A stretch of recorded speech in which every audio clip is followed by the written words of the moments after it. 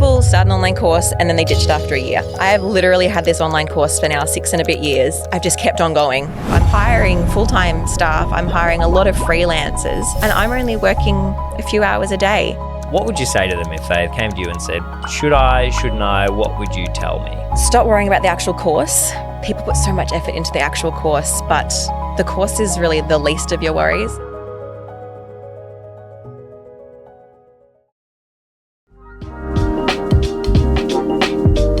Welcome to Remarkable Regional Business. You've just heard from Jacqui Naunton, my guest today, who is the owner and founder of White Deer, a design studio based here in Bendigo that is servicing the whole world, but not through traditional graphic design. We are going to hear Jacqui's story about how she built a business that now enables her to actually work only a couple of hours a day and is absolutely killing it on all sorts of different online platforms and has lots of layers to her business. So without any further ado, let's dive into it. Jacqui, thank you so much for joining me for the second time in the studio. The first one was not too long ago on the back of your win at the 2025 Business Excellence Awards. Pretty cool. But here we are telling and diving much deeper into your full story. So thanks again. I am thrilled to be here. So thanks for having me again. I mustn't have totally botched it the last time. So no. Glad to be here. No, you didn't. And the reason I thought, wow, we really need to get another episode with you in is because we had about 20 to 30 minutes in the first episode. And if you haven't seen that, then get back and have a look. But we kind of just skimmed the surface. And you're a very accomplished talker. How long have you... Firstly, let's just let me ask, how long have you been producing content for? It's a great question. If I knew the answer, I would tell you. Numbers flit well off my brain. But I would say I've got a YouTube channel. Yes. I've never been called would you say a professional talker? Yes. A YouTube channel for maybe 3 years, 2 or 3 years. Yeah. And then the podcast, here we go, I do know this. The podcast I started just before I had my daughter because I wanted content that I could schedule in advance while I was on maternity leave. And so I started the podcast a couple of years before I had her. And so she's just turned 5, so 5.5 years, we're going to say. Whoa. Okay, so that's... I still haven't managed to start talking slower. No, but you get a lot in there, and true. Nobody has to put you on 2 times speed. So that I get a lot of messages about that they're either hating that I'm talking fast. I'm like, guys, you can slow it down, or they're like, yeah, you're the only person I don't have to put on 2 times, and I'm like, you're welcome. That's great. All right, Jacqui, tell us about White Deer. Tell us about your business and what you do. So I guess in a nutshell, if I was to answer in 1 word or 2 words, it's graphic design. It's a graphic design business, but when you expand on it, it's quite difficult to explain. I remember I had trouble explaining it last time I was here. And in essence, it's a graphic design business, but not just done for you, which is usually normally what graphic design is. And so I do have a design agency where we have a team that do designs for businesses in the kind of standard, beautiful way. But I also flipped my business on its head around 6 years ago before my daughter was born, so 5.5, 6 years ago. No, I started the course side a little bit before the podcast. And I started teaching business owners how to do their own design because I was seeing this gap in the market where Canva was creeping in and people were thinking that they could design their own graphics. And I was like, kudos to you. It's very convenient being able to design your own graphics as I work with a lot of really micro businesses and it's just them or a really small team and it just makes a lot of sense to do it yourself. But as a graphic designer, I knew the power of design and I could tell they were DIYing it. And I was like, guys, let's get the power of design under your belt and you can still keep DIYing it, saving that money, but doing it the right way that's actually going to grow your business rather than firstly costing you your sanity in terms of everything because it's really quite frustrating when you're not able to produce what you're wanting to produce. And then also being able to have the growth that having a professional brand gives you. Yeah, that is genius. So rewind about 6 years.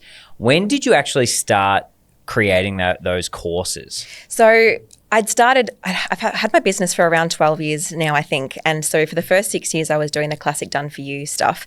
And then I had a meeting with someone who is my now business coach. And we were just friends or a mutual connection at the time. And I caught up with her. And she's like, have you ever thought about doing a course, Jacqui? And I was like, of course I have. Every business owner has thought about a course, but what on earth would I teach? I'm not an exceptional graphic designer. I'm just a run-of-the-mill decent at design person.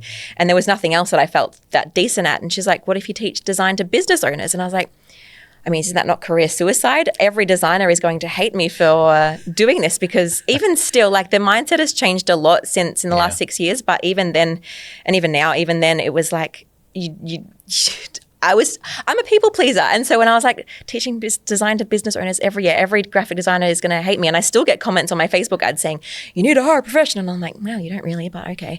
I haven't replied back to any of them yet. That ad's really getting out of control. I digress. And so my coach asked me, my now coach asked me, have you thought about doing a course? And she gave me this idea and I let it ruminate. I was like, I won't write it off. I'll let it ruminate. And I was like, you know what?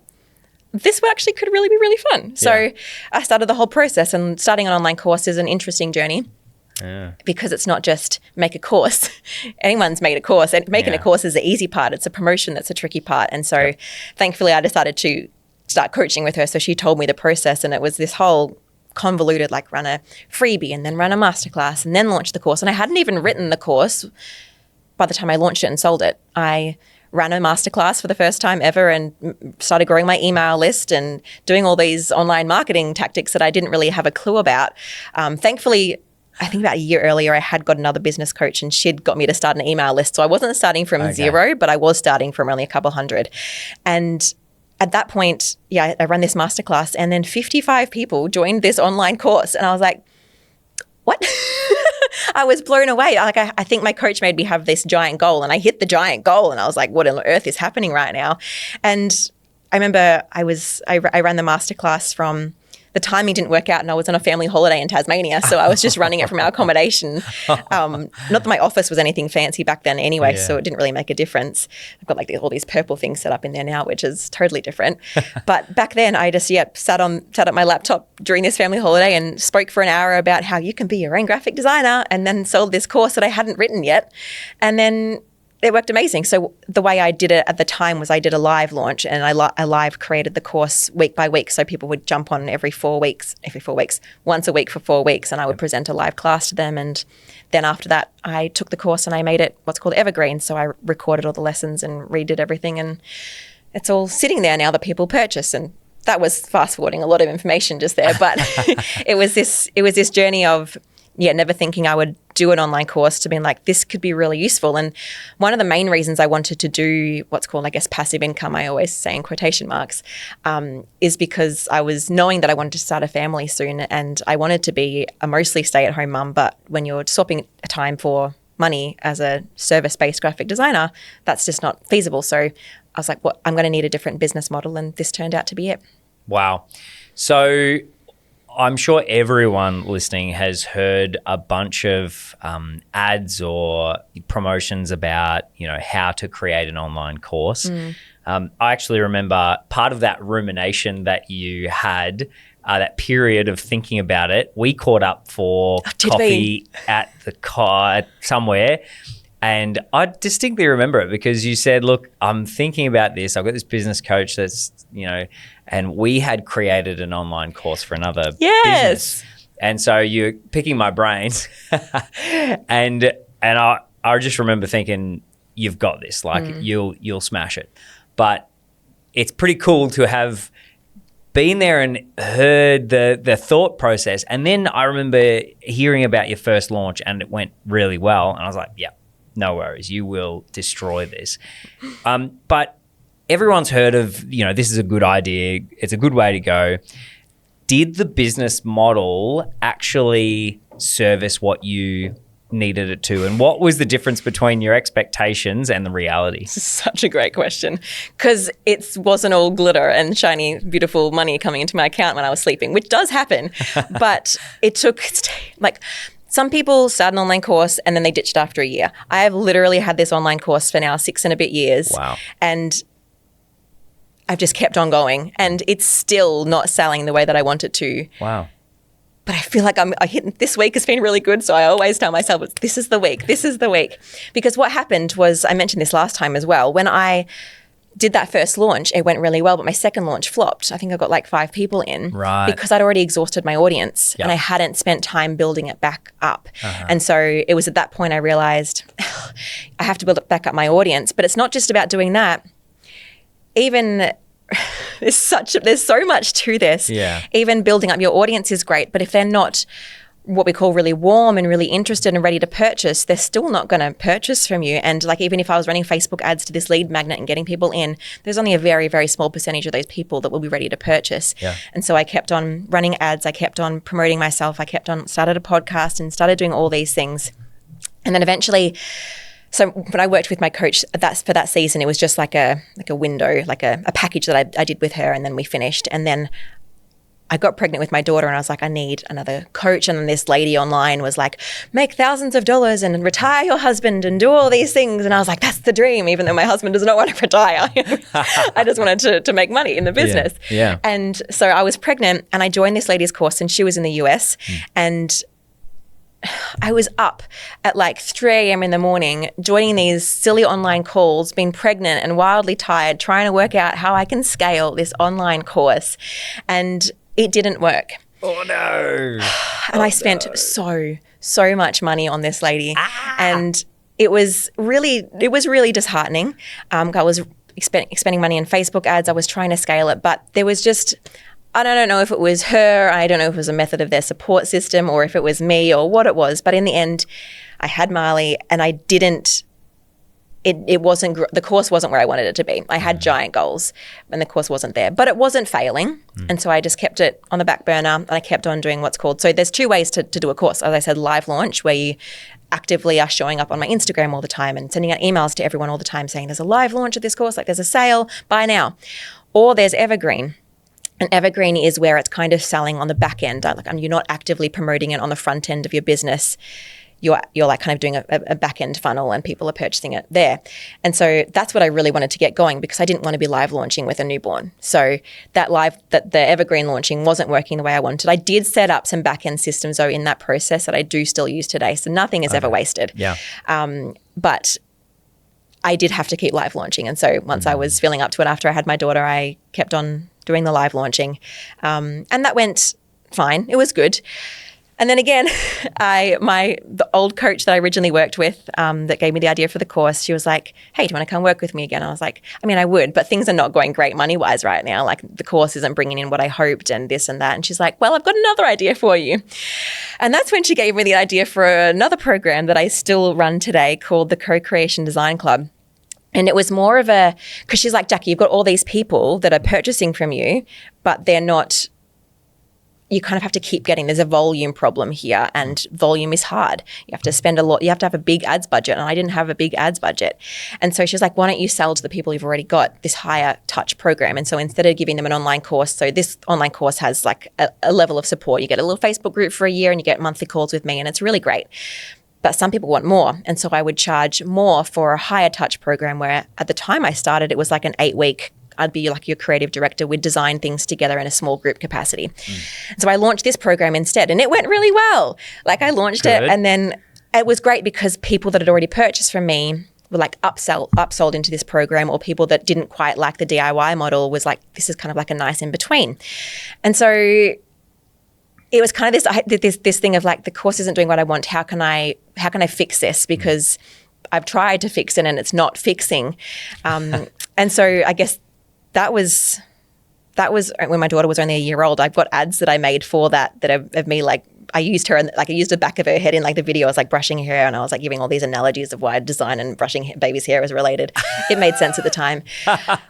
And so if you fast forward now, which is like five years now, I've relaunched that program over and over, and I've still got it today. And both of those together, that's what's been the sweet spot for my business. I looked at my numbers this week, and they brought in almost identical amounts of money last year, because even though one I had, say this is rough, say one I had 100 students come through and the other one I only had 30 students come through, but because one of them is more high ticket, then then they're kind of able to supplement each other. Right. And while both of them are still, like, I do still live launch both of them, I have now started a new evergreen funnel for this darn course, and it's starting to work a little bit. Depends on what day you ask me. Okay. But I'm more braver now. I'm spending more on ads. I'm more brave on like, you know what, that didn't work, but all I have to do, I'm running a masterclass every single week promoting this course to an ads funnel.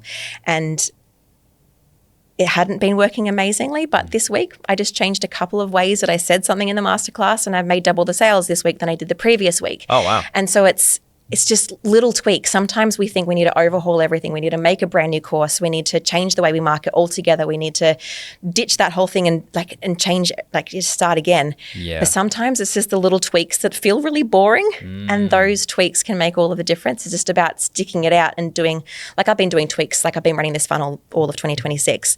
And every single week I've been making tweaks, and some of the tweaks have made no difference. Some of the tweaks have made it go worse, and some of the tweaks have worked. And so it's just about pushing that through and not giving up. I'm really, if you were to ask my business ethos, it's keep going and don't give up and find the solution somewhere. Wow. How do you keep track of all of the things that you're doing and then measure whether that change that you made actually did anything? Spreadsheets.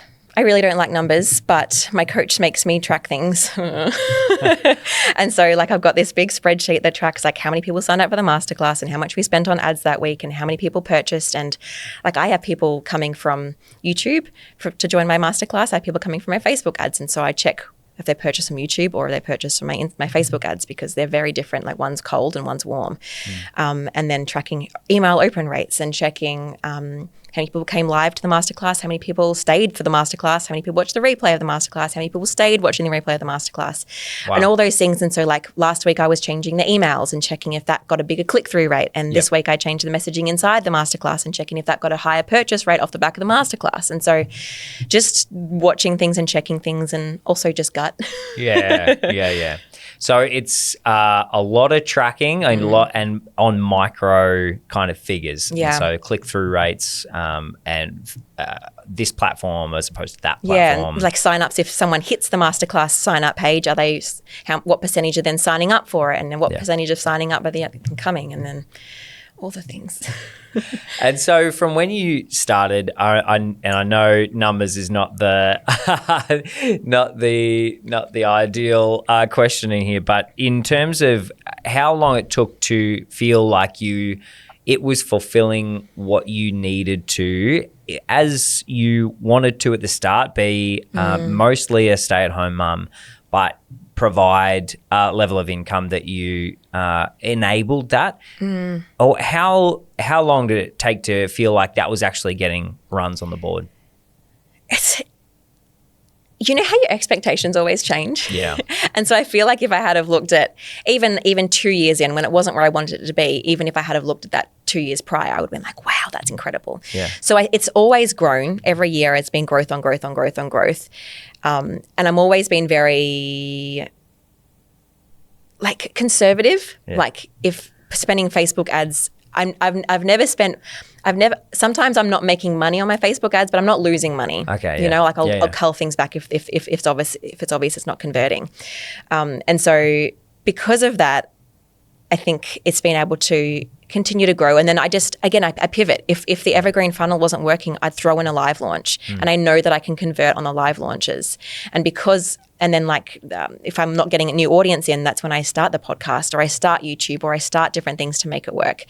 I don't know. Yeah, it's been steadily growing, and if I had have looked 10 years ago to where I'm at now, I'd be totally losing my mind, losing my absolute mind, because I feel so blessed. I'm now hiring full-time staff. I'm hiring a lot of freelancers, and I'm only working a few hours a day. Wow. And it's so cool. Wow.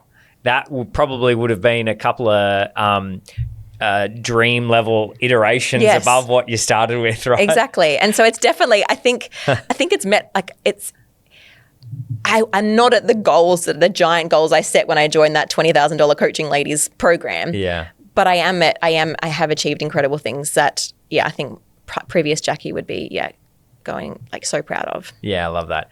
So tell me what it takes to run the business. You talked a little bit about some staff and some freelancers, but tell me what does it take in terms of resources and people to run your business? Yeah, so because we have all the different angles and stuff, so we've got, in my head I break it down into two parts, and then those two parts are broken down more. So we've got the done for you services and the more coaching courses side.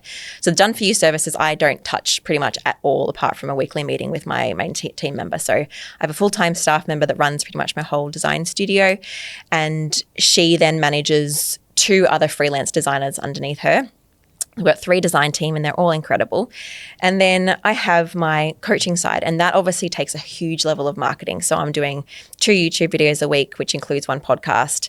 And because of that, I don't have time to put that all together. So my job as the founder and the face of the business is to record those 2 videos every single week, or if I'm lucky, I'll batch them. Depends on the week.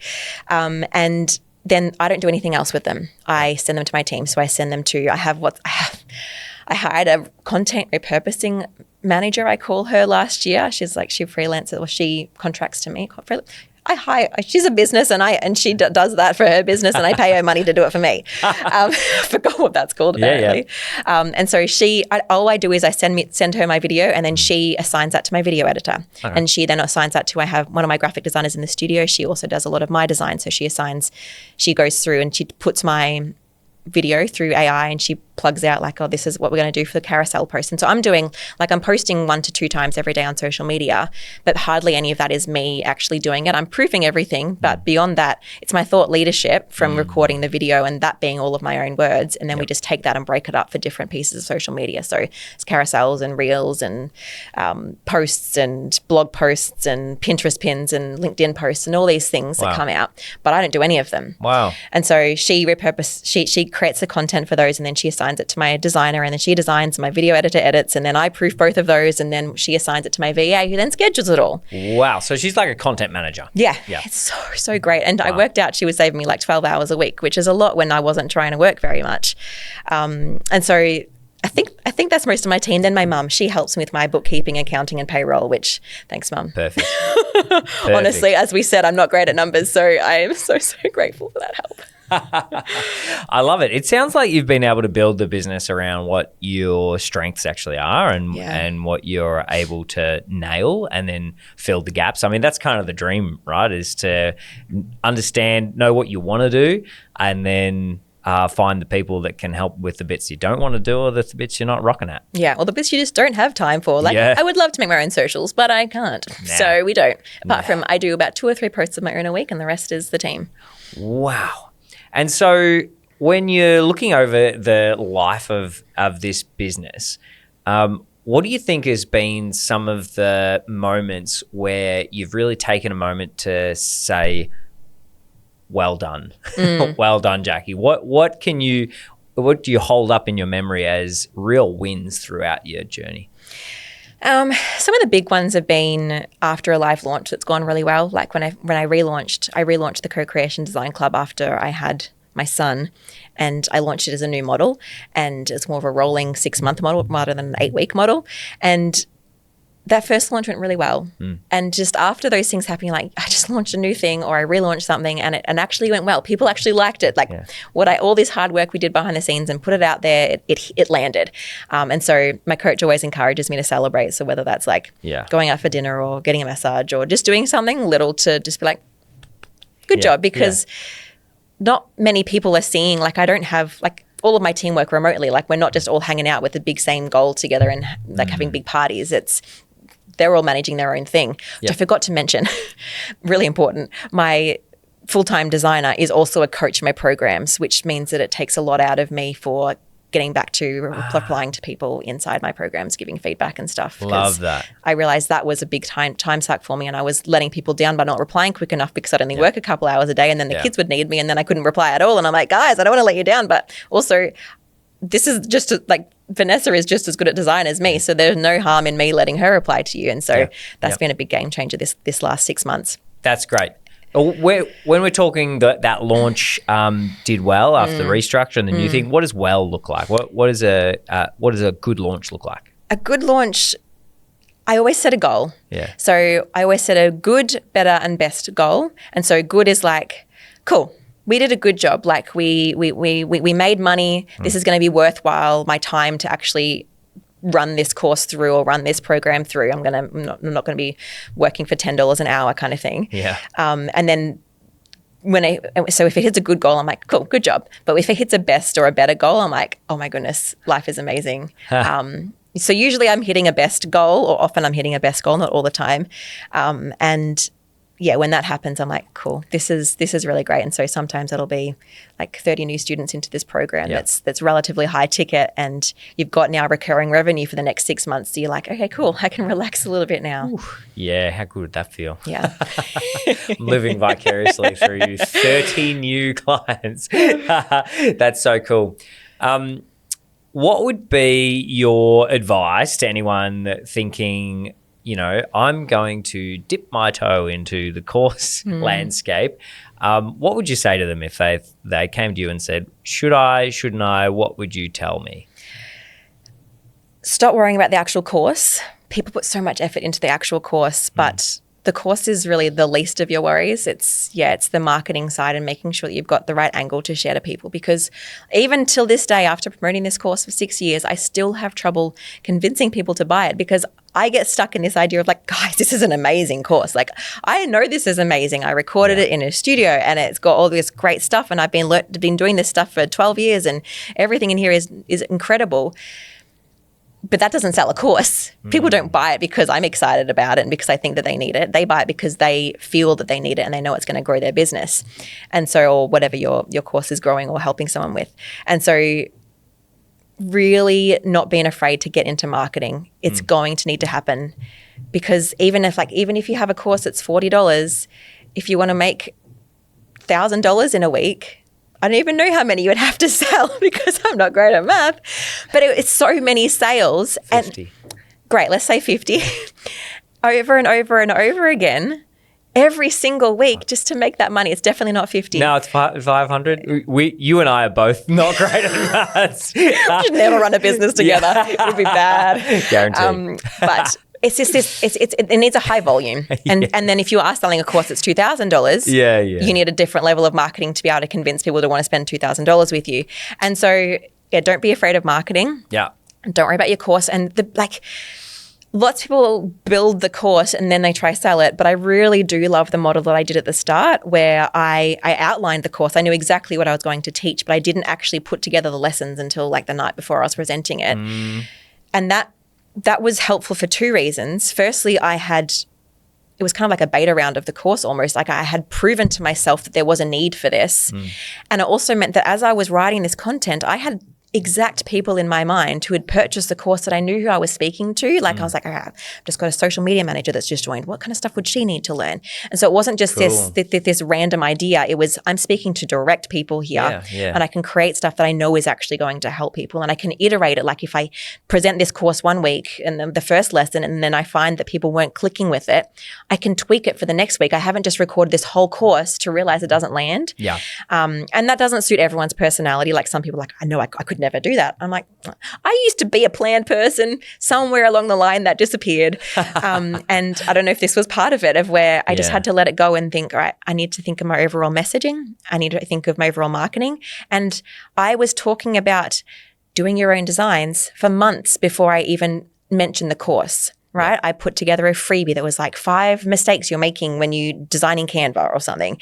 And then I put that out into the world. And this is building your email list. Building my email list and building a need in people's mind. They needed this, because especially when I launched this, Canva courses, design courses weren't a thing for business owners. No.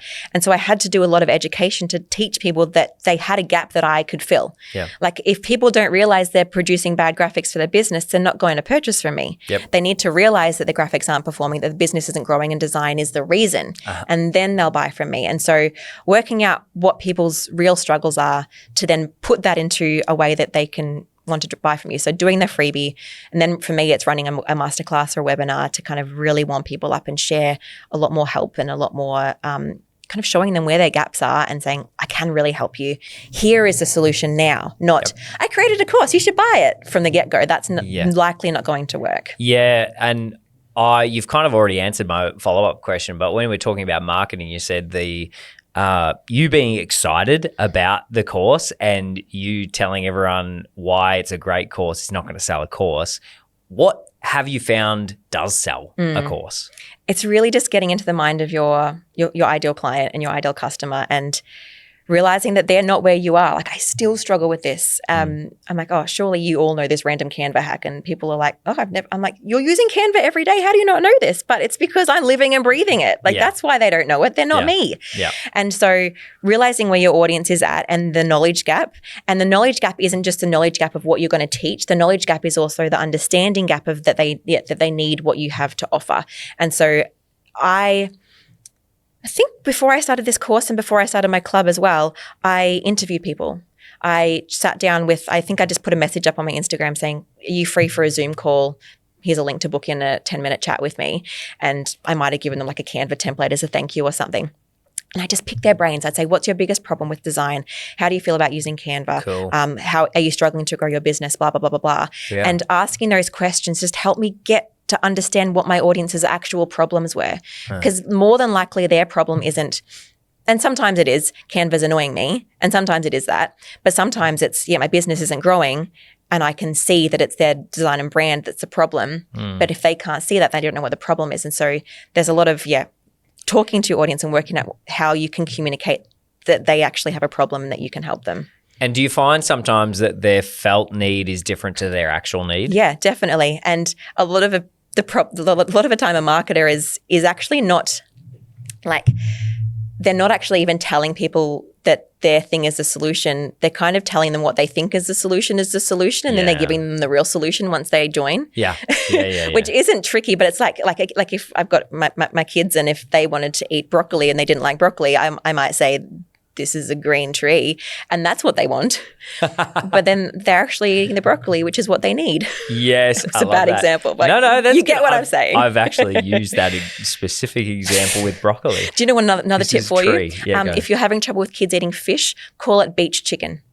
Beach chicken. How clever is that? Not my idea. I love that. I had another one with water that calling it cloud juice. Yes. And I told Sammy, my wife, and she thought it was great. And then then she went to use it on the kids. Hadn't used this analogy of this like little trick before to rename water to get them to drink it. And the first thing she said to them, she said, "Here." And they said, "Is it water?" And she said, No, it's rainwater." Like, no, it's not it. No, you've done it now. You've blown it. You've blown it. Cloud juice. Cloud juice is incredible. Like cloud. She says like cloud rain or cloud rainwater. No, juice. No, juice. Cloud juice. The juice is the dream. Yes. Speaking of, I love just a little segue. I actually love getting any guest, surprising and delighting them with a drink of their choice. You were wonderful and said, look, no, not all of your options. I'm not really a hot drink person. And so we've ended up with a cleanse superfood smoothie. Oh, look, it looks great. I'm excited to try it. We will find out. Do live reviews.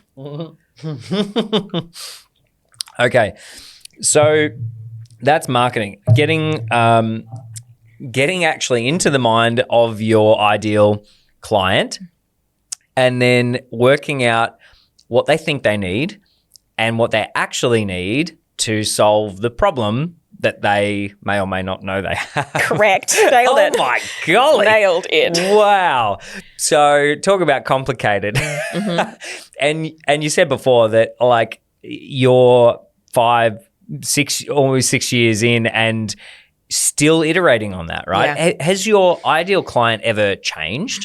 I don't think drastically. There are definitely, like, I think the amount of people DIYing their graphics is growing to even be larger businesses. Yeah. Which is probably where the club comes in more. Like, I'm usually working with a slightly larger business in the co-creation club compared to my DIY course. So it kind of worked out. It was kind of a great time to introduce that, to be honest. It was kind of accidental, but it worked out really well because like there are big businesses now using Canva to design their graphics and are doing like, and even if it's not like people are getting VAs to do graphics and their VA has no clue what they're doing. And so for example, in the club, people bring in their VAs and I'm just liaising with their VA so that the founder can kind of get on with their day and not have to approve 1,000 graphics. Wow. And so, I think most of I still get a lot of new businesses and early businesses and solopreneurs doing my DIY course, but I think the club is probably growing in terms of slightly bigger businesses realizing they don't really want to hire an in-house designer.